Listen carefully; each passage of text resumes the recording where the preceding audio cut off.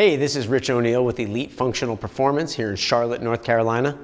Today we're here to talk to you about a lot of the stuff that we've seen coming in with arm and shoulder discomfort related to a lot of athletes that play overhead sports.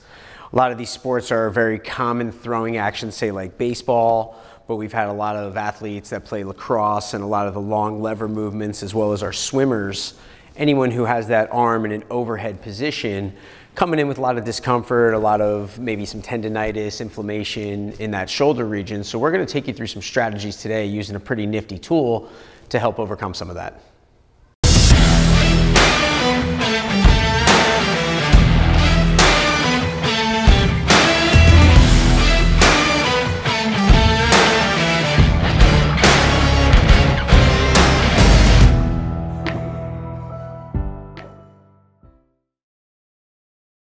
So something like this may look familiar. This is one of those percussive massage therapy guns that have become very popular recently.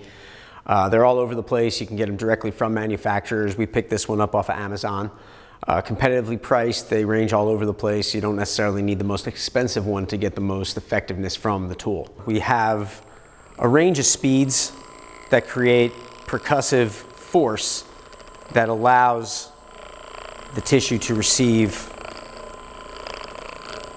some of that force to get a little bit less restriction, promote a little bit fluid mobilization as well as blood flow, and we can generally feel joints begin to get less stiff when we can actually create some of that force around a designated area, say like an elbow, knee, shoulder, all through there. So what we see a lot in the scenarios that come into us are athletes that might have some of the rounded shoulders, very indicative of the front capsule of the shoulder being very snug. Sometimes the ball and socket congruency tends to fall more to the front of the socket and get held in place by the density of the pec muscle, the anterior capsule of the front head of the deltoid. So you can imagine an action like throwing a baseball as that arm comes forward. The force that we generate into the front there really kind of pulls and creates a lot of tension through the bicep tendon into that pec area. But there's also the piece up in the shoulder here that's responsible in the rotator cuff area for getting kind of dragged along and yanked on from all the force coming forward. And that's no different throwing a baseball than it would be using a long lever like a lacrosse stick or someone coming overhand in a swimming stroke. And the amount of force that we see downward in folks that play tennis on the serve, very powerful stroke, or some of the ground strokes can get that same aspect of front capsule closure and shutdown that really yank through the front and create some of the tension in the back. So the first area that we're going to focus on today is the front quadrant of the shoulder here, this first area where the pec comes and inserts and the bicep tendon comes and inserts on the head of the humerus. So depending on which tool you use or obtain, they're going to come with a multitude of different attachments. The two that we're going to focus on today are the ball. The ball has a compressive foam tip, very similar to the same density of the foam that you'd find on a foam roller or one of the balls that we would use kind of like in the hip and groin area. The second attachment is the flat top. This is literally just a circular attachment that's flat on the top, and this is going to help us pound away into the bigger, more open planes of tissue that tend to be very snug, but also very longitudinal. Okay, so the first attachment we're going to use here is the flat top. And what we're going to do is kind of start in the area on the pec, just beneath the collarbone. I like the arm kind of off the side of the table. You can do this easily being on a bench or even on a bed with the arm kind of hanging off. That'll let the elbow kind of drop a little bit below to get that muscle into a lengthened position. We're going to start kind of, like I said, below the collarbone here, and then just move to the outside where that pec muscle kind of bolts in right at the front side of the shoulder. So we're going to sort of just begin fanning the plane of that muscle toward the insertion point, coming back to that center part of the muscle every time and moving through the upper, middle, and lower fibers of the tissue. We like to spend about 1 to 2 minutes on this area, smearing from the sternum out toward the insertion point.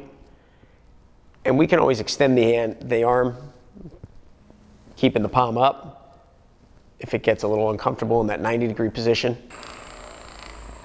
and we'll stay here for 1 to 2 minutes. Okay, so the next area that we're gonna emphasize here is the interior seam of the bicep, primarily that medial head into bicep tendon insertion. What ends up happening a lot of times, and this is even if we're talking about an athlete who throws in an overhand action or who puts rotation in that action with a tennis racket, it's not too much different than the person who might find themselves in a palm down position, say at a computer for a lengthened period of time.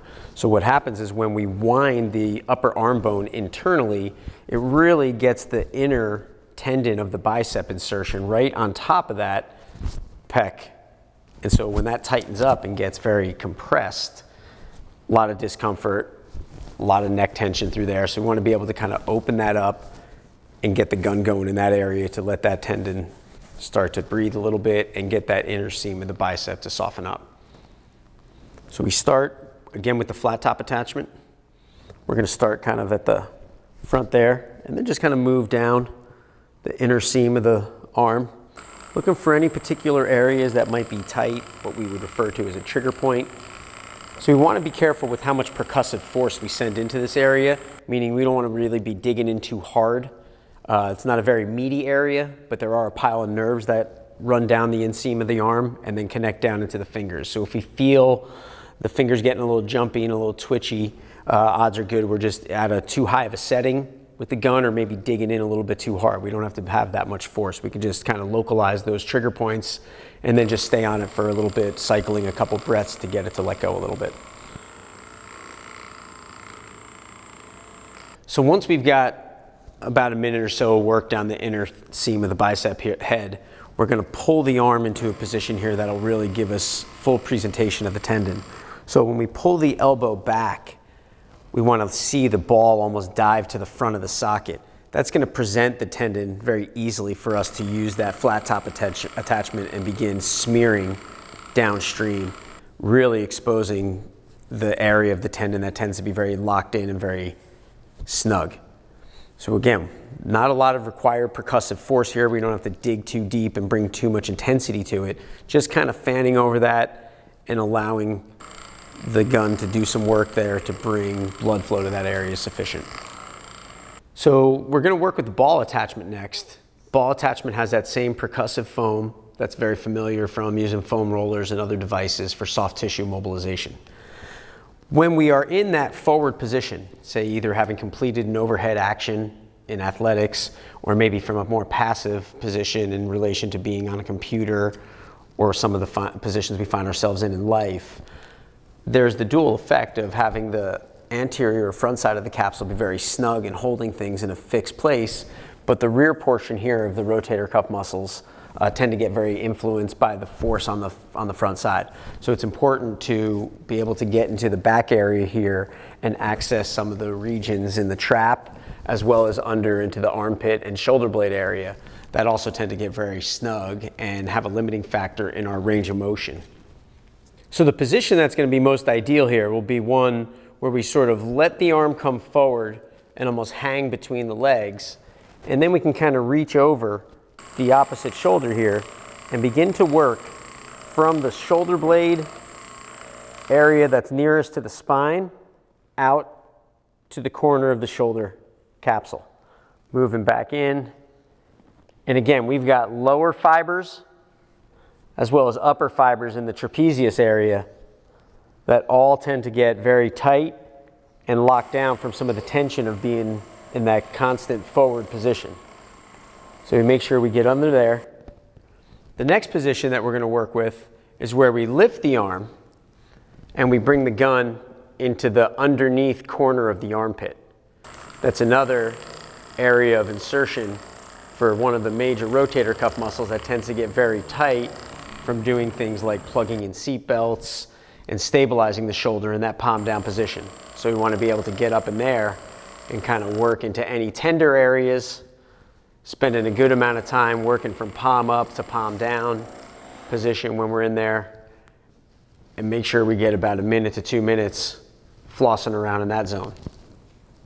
Okay, so a lot of what we talked about today was referencing a lot of the overhead athletes or the overhead throwing archetype as it pertains to some of the shoulder stuff that we see.